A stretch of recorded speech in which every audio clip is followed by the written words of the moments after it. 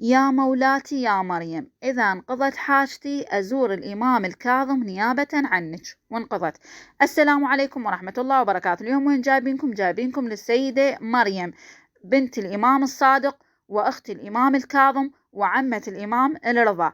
طبعا من هي السيدة مريم؟ السيدة مريم هي جابها للخضراء، هي بأرض الخضراء مدفونة وببيتها. المهم السيدة مريم بعد ما انسجن الإمام الكاظم ظلت تلاحقه لأن أخوها وعزيز عليها وفرق بينها وبينه سنة وحدة، بحيث تربوا وعاشوا سوية. مواليد السيدة مريم 130 ومواليد الإمام الكاظم 128، يعني فرق بيناتهم سنة وحدة. فسبحان الله، وفرق بين استشهاد الإمام الكاظم واستشهاد السيدة مريم شهر واحد.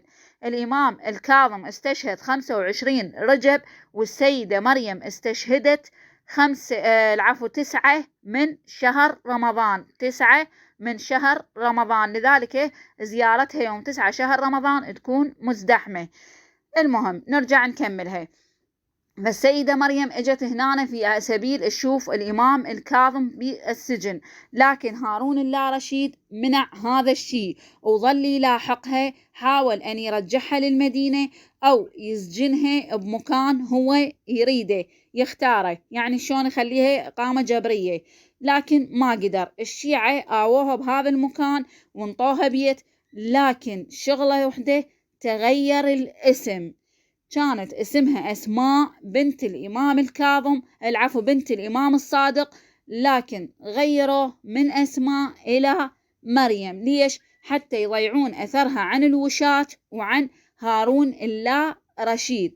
لكن ظلوا الشيعة يراودون ويرحون ويرجعون عليها وما قصروا وياها، وقام ابن سويد يروح ويرجع، فقال لها يا مولاتي البشارة الإمام الكاظم يقول راح أطلع يوم الجمعة. فالسيدة مريم هنا فرحت بداخلها بأن راح تشوف أخوها مرة ثانية.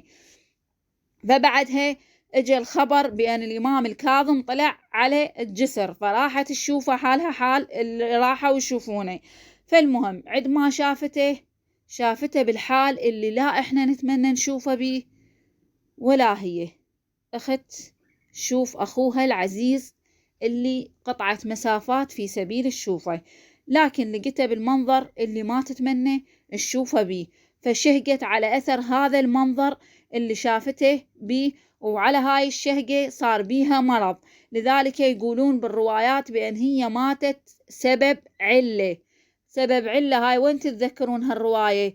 قالوها على السيدة زينب ماتت بسبب علة، واحنا نعرف السيدة زينب شلون ماتت. وقالوها على السيدة الزهراء ماتت بسبب علة، واحنا هم نعرف السيدة الزهراء شلون استشهدت. المهم فاحنا لو نحط محققين راح يعرفون، المحققين من خلال اللجان والتحقيق راح يعرفون السيدة مريم شلون استشهدت، ومنو كان عدوها، ومنو خاف بأن السيدة مريم تجمعت عليها الشيعة، خاف تسوي انقلاب أو شيء، فقام دسولها السم عن طريق أحد أعداء أو المعادين لأهل البيت عليهم السلام. فاستشهدت هنا يوم 9 رمضان واندفنت بهذا البيت اللي هو كان بيتها. المهم فالسيدة مريم سبحان الله من انعرف قبرها راح تقولون ليش هسه يلا ظهر.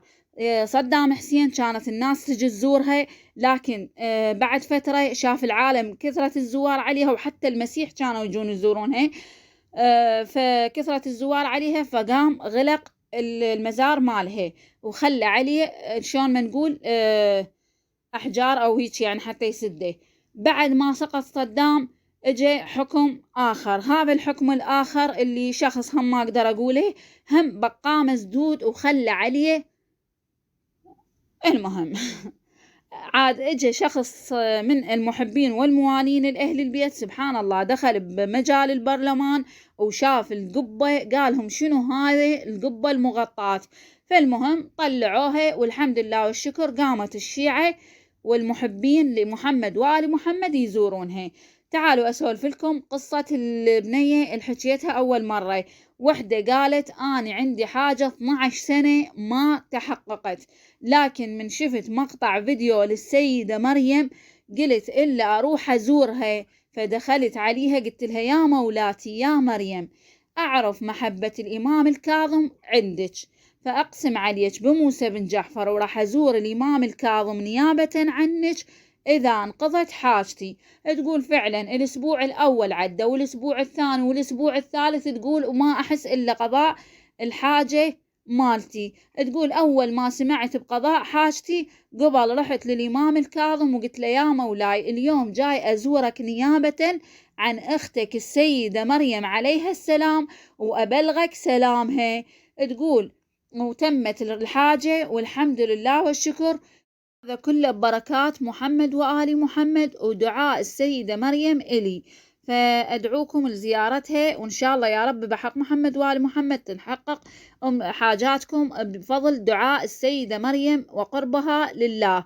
طبعا اللي يقول أنتوا تعبدون القبور، لا إحنا مو نعبد القبور، إنما نعرف هم شهداء أحياء عند ربهم يرزقون، ولذلك الله رب العالمين قال وابتغوا إلي الوسيلة، وإحنا جاي نقدمهم لرب العالمين وندعيهم نقول لهم ادعونا. ليش؟ لأن إحنا ذنوب وهم أطهر من عندنا، لذلك الله يستجاب لهم الدعاء. فنسأل الله بحق محمد وآل محمد لنا الهداية ولكم، ونسأل الله بحق محمد وآل محمد قضاء حوائجنا وحوائجكم، ونسأل الله بحق محمد وآل محمد أن يثبتنا على محبة محمد وآل محمد وزيارتهم وحبهم وطاعتهم وعبادة لله خالصة. ونسأل الله بحق محمد وآل محمد أن يشافي المرضى وأن يرزق اللي ما عندهم ذرية، وأن يوفق الطلاب ويقضي حوائجنا إن شاء الله.